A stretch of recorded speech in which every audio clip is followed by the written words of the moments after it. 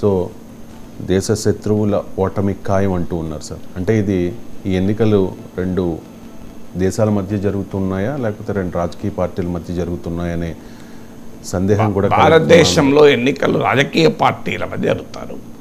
భారతదేశానికి భారతదేశ శత్రువుల మధ్య ఎన్నికల్లో పోటీ ఉండదు. అంటే భారతీయ జనతా పార్టీని మాత్రమే దేశ భక్తుల పార్టీ. ఈ బీజేపీని వ్యతిరేకించే ప్రతి ఒక్కడు దేశద్రోహి, దేశ శత్రువు, పాకిస్తాన్ ఏజెంటు, చైనా ఏజెంటు. నిన్నే మాట్లాడాడు, అది Modi guarantee, Rahul Gandhi China guarantee అని. అయితే చైనా వాడు ఎందుకు వచ్చాడో, పాకిస్తాన్ ఎందుకు వస్తాడో తెలియదు. అంటే ప్రజల్ని తమ దైనందిన సమస్యలకు నుంచి పక్కదారి పట్టించడానికి, ఉద్యోగాలు, ధరలు, వీటి గురించి ప్రజలు ఆలోచించకూడదు అని 10 ఏళ్ల మోడీ పాలన గురించి చెప్పుకోవటానికి, ప్రజలు ఆకర్షించడానికి లేనప్పుడు చచ్చేటువంటి మాటలోనే ప్రతిపక్షాలు విమర్శించకుండా ఉంటారా మీరు చెప్పండి. సో ఫండమెంటల్ క్వశ్చన్, అసలు పార్టీ దేశం ఒకటా, నాయకుడు దేశం ఒకటా? దీనిపైన సుప్రీంకోర్టు కూడా తీర్పు చెప్పింది, లా కమిషన్ కూడా చెప్పింది. Anti government is not anti nation అని. Anti Modi is not anti nation.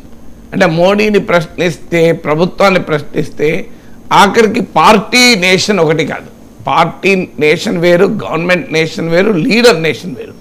Unfortunately Modi డిస్కోర్స్లో పార్టీ, గవర్నమెంట్, నేషన్ ఈ మూడు ఒకటైపోయినాయి.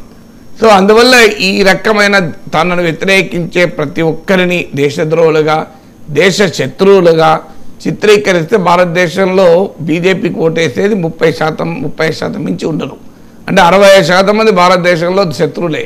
భారతదేశ శత్రువులు, దేశద్రోహులు, పాకిస్తాన్ ఏజెంట్లు, చైనా ఏజెంట్లు. అంటే ఈ దేశాన్ని అవమానించడం కదా మోడీకి ఇప్పుడు 50% ఓటింగ్ అయితే రాలేదు కదా, ఇక్కడ మెజారిటీ ఓటింగ్ అయితే రాలేదు. బీజేపీకి ఓటు వేసేది ఎన్డీఏ కలుపుకున్నా కూడా 50% రాదు భారతదేశం మొత్తం మీద. అంటే భారతదేశంలో మెజారిటీ ప్రజలు, రాజకీయ నాయకులు దేశద్రోహులు, దేశ శత్రువులు, పాకిస్తాన్ ఏజెంట్లు, చైనా ఏజెంట్లు అని అనడం దేశాన్ని అవమానించడము, దేశాన్ని బలహీనపరచడం, దేశాన్ని అస్థిరపరచడం అవుతుందా కదా? ఏ దేశమైనా దేశద్రోహులే మెజారిటీ ఉంటే ఆ దేశం ఏముంటుంది? పార్లమెంట్లో వందలాది మంది దేశద్రోహ ఎంపీలు ఉంటే, దేశ శత్రువులు ఎంపీలుగా ఉంటే ఆ దేశం బాగుపడుతుందా?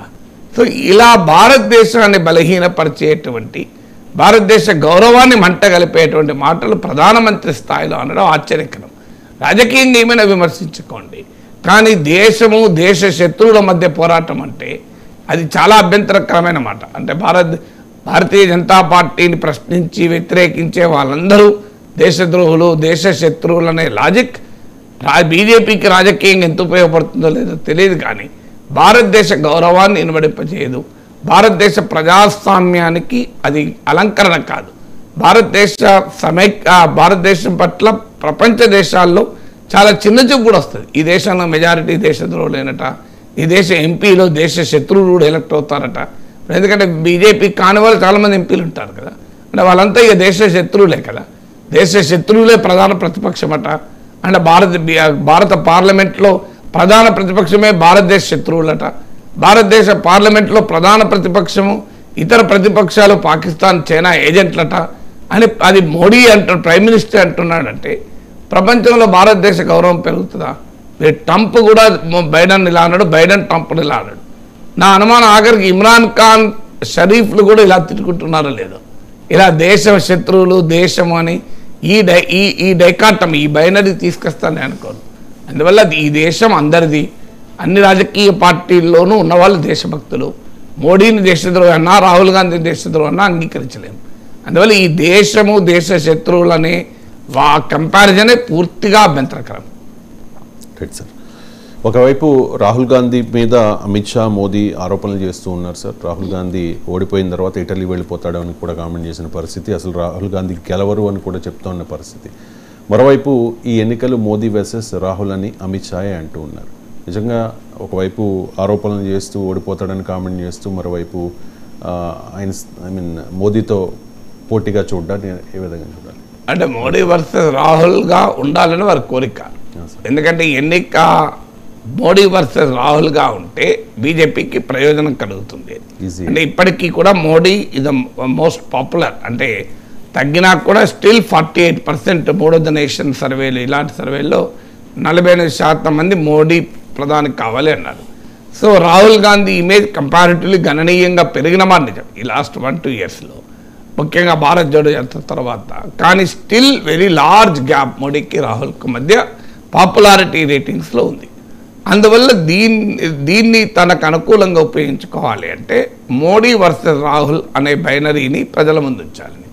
రెండవది, కాంగ్రెస్ పార్టీ ఇవాళ మిత్రపక్షాలతో కలిసి ఎన్నికల్లో పోటీ చేస్తుంది కనుక కాంగ్రెస్ పార్టీ గనక తమ నాయకుడే ప్రధానమంత్రి అని గనక అంటే ఆటోమేటిక్గా ఇతర పార్టీల నుంచి ప్రశ్నలు వచ్చే అవకాశం ఉంటుంది. అందువల్ల మోడీ వర్సెస్ రాహుల్ అని బీజేపీ అనడం ద్వారా కాంగ్రెస్ మిత్రపక్షాలలో ఇండియా కూటమిలో మేము రాహుల్ను ఒప్పుకోము, మాకు రాహుల్ గాంధీయే కావాలని ఏముంది అని మా ఇండియా కూటమిలో మర్మర్స్ గుసగుసలు వినిపించాలనేది బీజేపీ రెండవ వ్యూహం. మూడో వ్యూహం ఏంటి అంటే దేశంలో అనేక రాష్ట్రాల్లో కాంగ్రెస్ పార్టీ నాయకత్వంలో మిత్రపక్షాలు పోవు.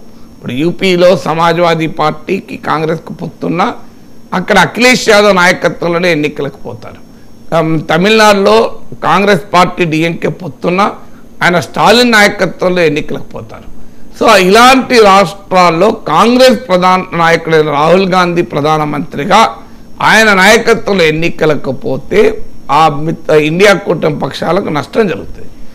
వీరే కాకుండా భవిష్యత్తులో ఇండియా కూటమితో కలవగలిగే రాష్ట్రాలు కూడా ఉన్నాయి. ఉదాహరణకు తృణమూల్ కాంగ్రెస్, అక్కడ రాహుల్ గాంధీ నాయకత్వంలో మేము ఎన్నికలకు పోతామంటే మమతా బెనర్జీకి సాధ్యం కాదు. అక్కడ కాంగ్రెస్తో పొత్తు కూడా లేదు మమతా బెనర్జీకి, ఎన్నికల అనంతరమే తప్ప. ఢిల్లీలో రాహుల్ గాంధీని ప్రధాని చేయడానికి ఓట్లేయండి కేజ్రీవాల్ ప్రచారం చేయలేడు.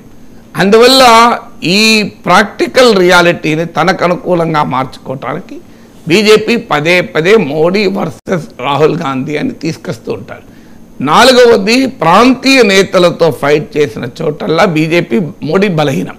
మీరు మోడీ వర్సెస్ మమత అంటే మమత గెలుస్తుంది, మోడీ వర్సెస్ నవీన్ పట్నాయక్ అంటే నవీన్ పట్నాయక్ గెలుస్తాడు, మోడీ వర్సెస్ కేసీఆర్ అన్నప్పుడు కేసీఆర్ గెలిచాడు, మోడీ వర్సెస్ రేవంత్ అంటే రేవంత్ ప్రివేల్ అవుతాడు. సో మోడీ వర్సెస్ స్టాలిన్ అంటే స్టాలిన్ గెలిచాడు. కర్ణాటకలో మోడీ వర్సెస్ సిద్ధరామయ్య అంటే సిద్ధరామయ్య గెలిచాడు. సో ఎక్కడైనా మీకు Modi versus regional leader including Congress leader అయినా ఆ రీజనల్ లీడర్సే పైకి వస్తారు తప్ప మోడీ రాడు. అందువల్ల మోడీ ఇమేజ్, మోడీ వల్నరబిలిటీ ఎక్కడుంది అంటే ఆయన ప్రాంతీయ నేతలతో ఫైట్. అందువల్ల తన ఫైట్ రాహుల్ గాంధీ అని అనడం ద్వారా ప్రాంతీయ నేతలతో తన ఫైట్ చేస్తే తాను నిలబడలేడు అనే వాస్తవికతను దాచిపెట్టేటువంటి ప్రయత్నం.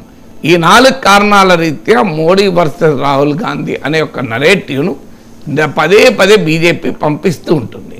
కానీ రాహుల్ గాంధీని ఇండియా కూటమి తమ ప్రధానమంత్రి అభ్యర్థిగా ఏం ప్రకటించలేదు, ప్రకటించాల్సిన అవసరం కూడా భారత రాజ్యాంగం ప్రకారం లేదు.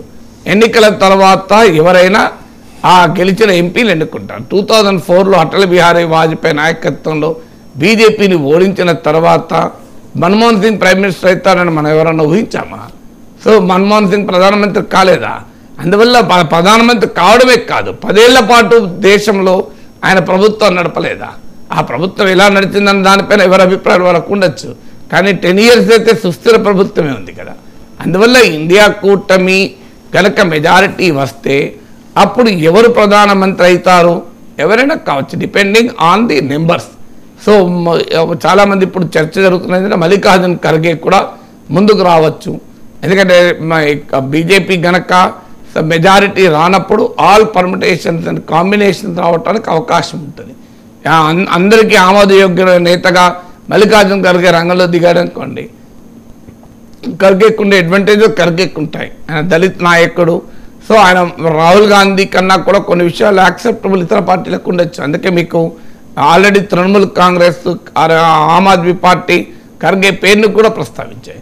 అందువల్ల హూనోస్ మోడీ వర్సెస్ ఖర్గేగా మారిపోతుందేమో రాజకీయం, ఎవరికి తెలుసు రాజకీయాల్లో ఏమవుతుంది? ఎవరైనా ఊహించారా సోనియా గాంధీ నాయకత్వంలో ఉన్న యూపీఏ వాజ్పేయి లాంటి ఒక కరిష్మాటిక్ లీడర్ నాయకత్వంలో ఉన్న ఎన్డీఏను ఓడిస్తారని? అందువల్ల రాజకీయాల్లో ఏ పరిణామాలైనా జరగవచ్చు, ఆ జరగకుండా ఉండేందుకు ఎవరెత్తుగల వాళ్ళకు ఉంటాయి. అందువల్ల రాహుల్ గాంధీ వర్సెస్ మోడీ అని అనడం ద్వారా తమ రాజకీయ ప్రయోజనాలు ఉపయోగపడతాయి కనుక బీజేపీ అంటుంది.